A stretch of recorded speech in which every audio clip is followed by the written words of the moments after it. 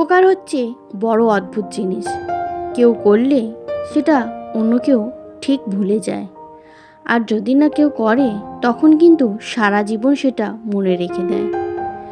যদিও কোনো মানুষ কারোর দরকারে উপকার করে থাকে, তাকে কিন্তু সবসময় তাচ্ছিল্যই করা হয়। তার উপকারটা বেমালুম ভুলে গিয়ে তাকে একটা সাইডেই সবসময় সরিয়ে রাখা হয়। কিন্তু যারা উপকার করে না তারা কিন্তু সর্বদাই সব থেকে ওপরেই থাকে। কারণ যারা উপকার করে না বা মানুষের সাহায্যে আসে না, তাদের সব থেকে প্লাস পয়েন্ট হচ্ছে তাদের গলার জোর সবসময় থাকে। এই যুগে যাদের গলার জোর আছে বা যারা একটু চেঁচিয়ে কথা বলতে পারে, তাদের কিন্তু সবসময় শিরোধার্য ওপরেই থাকে। আর যারা একটু নরম প্রকৃতির মানুষ হয়, তাদের কিন্তু সব কিছু থেকেই আলাদা করেই সরিয়ে রাখা হয়। কারণ তাদেরকে সবসময় সবাই দুর্বল ভাবে।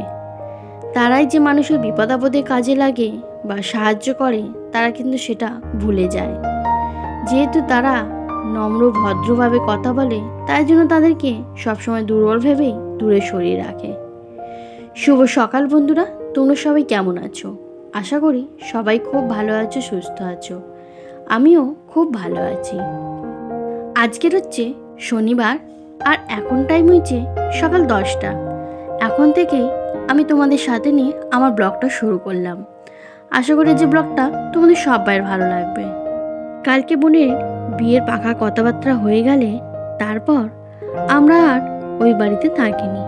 আমরাও আজ সকালবেলায় চলে এসেছিলাম, কারণ এরপরে বেশ অনেকগুলো দিন ওই বাড়ি এই বাড়ি করে আসা যাওয়া করতে হবে। তাই জন্য বেকার আর না থেকে আমরা এই বাড়ি চলে এসেছিলাম। সকাল সকালই মেজো বোন রান্না পাঠিয়ে দিয়েছিল, সেগুলোই দুপুরবেলায় এসে একবার গরম করে নিয়েছিলাম। কারণ ওই বাড়ি থেকে এসে তারপরে আর রান্না বান্না করার এক ফোঁটাও ইচ্ছে থাকে না। খাবারগুলো গরম করে নিয়ে তারপর গ্যাস ওভেনটা ভালো করে পরিষ্কার করে নিয়েছিলাম। বিয়ের কথাবার্তা হওয়া মানে প্রত্যেকটা মেয়ে আর ছেলের মনের অবস্থা দুরকমই হয়। ওভার এক্সাইটেডও হয়ে যায়, অনেকটা দুর্বলও থাকে, অনেকটা কষ্টে থাকে মেয়েরা। ছেলেদের কোনো রকম কষ্ট থাকে না বললেই চলে, কিন্তু মেয়েদের বাবার ঘর ছেড়ে যাওয়ার একটা কষ্ট যেন সারা জীবনই থেকে যায়। আর বোনেরও কালকে চোখে মুখে সেগুলো ভালো করেই স্পষ্ট বোঝা যাচ্ছিল। বিয়ে হওয়ার আনন্দের পাশাপাশি এই বাড়ি চলে যাওয়ার আনন্দটাও ছিল, কিন্তু তার সঙ্গে নিজের বাড়ি ছেড়ে যাওয়ার দুঃখটা সমান অংশেই ছিল। আমরাও ওকে কখনো একা ছাড়িনি, আর ওকে মনমরা হয়ে থাকতেও দিইনি। যদিও আজ সকাল সকাল চলে এসেছি, তারপরে ওর সঙ্গে ফোনে কন্টিনিউ কন্ট্যাক্টে ছিলাম। আমার খাবারগুলো গরম করা হয়ে গেলে আমি গ্যাস ওভেনটাও পরিষ্কার করে নিয়েছিলাম। গ্যাস ওভেনটা পরিষ্কার করে নিয়ে ভালো করে চাপা দিয়ে দিয়েছিলাম। আমি গ্যাস ওভেনটা এরকম চাপা দিয়ে রাখি যাতে না বাইরের কোনো ধুলোবালি গ্যাসের ওভেনের মধ্যে পড়ে। যেহেতু কাঁচের গ্লাস, তাতে স্ক্র্যাচ হওয়ার একটা সম্ভাবনা থাকে, কিন্তু এরমভাবে চাপা দিয়ে রাখলে কোনো রকম স্ক্র্যাচ বা কিছু হবে না, আর আমার জিনিসটাও নতুনের মতন থাকবে। গ্যাস ওভেনটা পরিষ্কার করা হয়ে গেলে তারপর আমি বাসন মাজতে চলে এসেছিলাম। যেহেতু রান্না ওখান থেকে করে এনেছিলাম, তাই বাসনও খুব সামান্যর মধ্যেই পড়েছিল। তরকারি গরম করা আর কয়েকটা বাটি, যেগুলো আমরা এসে টিফিন করেছিলাম।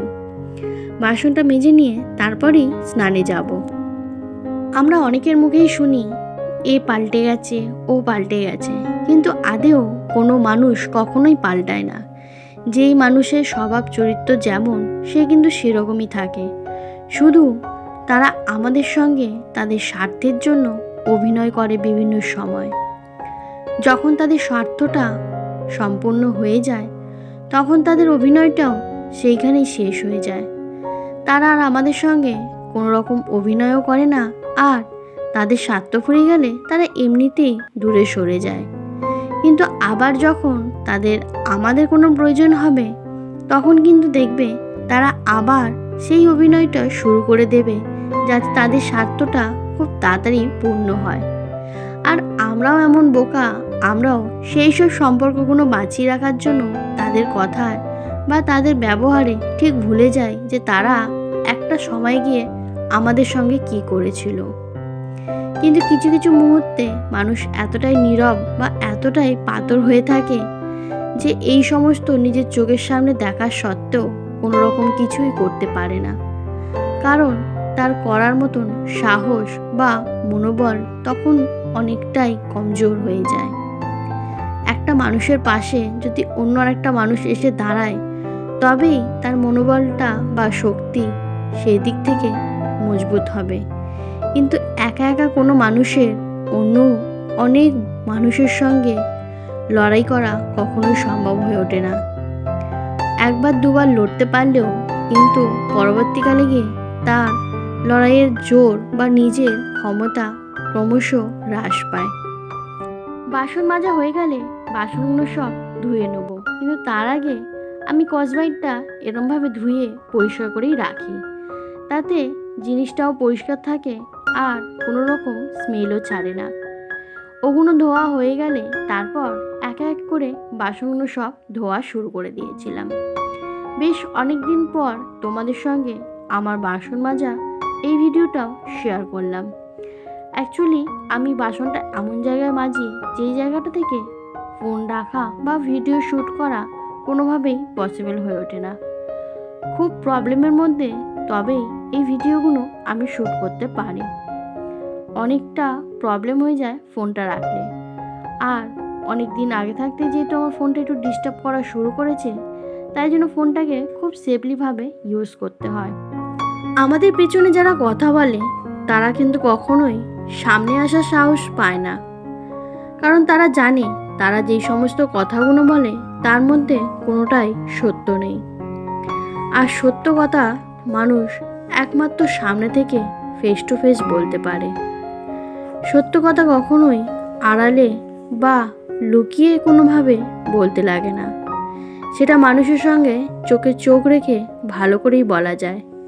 কিন্তু যখনই কোনো কথা মিথ্যের ওপর বেস করে তৈরি হয়, তখনই কিন্তু সেই কথাটা মানুষকে আড়ালে বা লুকিয়ে মানুষ কথা বলে।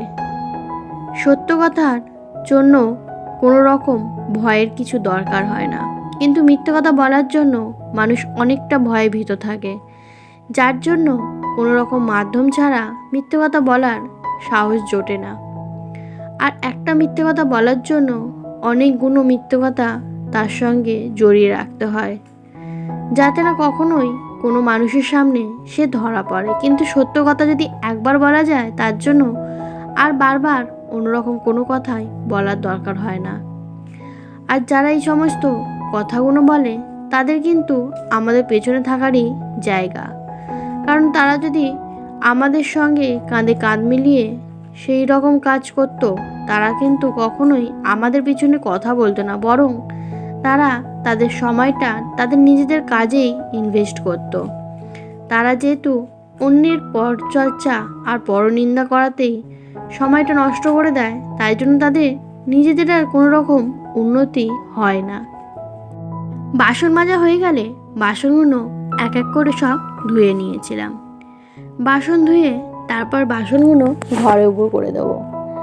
আর কয়েকদিন ঠান্ডা লাগার জন্য মুখে কোনো রকম ট্রিটমেন্টই করা হচ্ছে না, তাই জন্য আজকে ভাবলাম আজকে যেহেতু কাজের চাপটা সেরম ছিল না, আর ওই বাড়ি থেকে আসাতে একটু ক্লান্তি মতনও লাগছিল মুখ চোখ, তাই একটু ফেস প্যাকটা ইউজ করে নিয়েছিলাম আজকেও। বাসনটা উবু করে তারপর ফেস প্যাকটা বানিয়ে তারপরেই ফেস প্যাকটা ইউজ করে নিয়েছিলাম। আজকে কম্বল বা বালিশ কোনো কিছুই রোদে দিইনি। আর বোন যেহেতু রান্না করে পাঠিয়ে দিয়েছিল, তাই স্নান করে নিয়ে দুপুরের লাঞ্চটাও বসে পড়েছিলাম। আজকে দুপুরের লাঞ্চে ছিল পালং শাক আর মাছের ঝোল। বন্ধুরা, আজকে আমার ব্লগটা আমি এখানেই শেষ করলাম। আশা করি আজকের ব্লগটা তোমাদের সবাই ভালো লাগবে। আর ব্লগটা ভালো লাগলে প্লিজ আমার চ্যানেলটা লাইক কমেন্ট সাবস্ক্রাইব করে আমার পাশে থেকো। আগামীকাল তোমাদের সঙ্গে খুব তাড়াতাড়ি দেখা হচ্ছে অন্য কোনো ব্লগে, অন্য কোনোভাবে, অন্য কোনো টপিকের মাধ্যমে।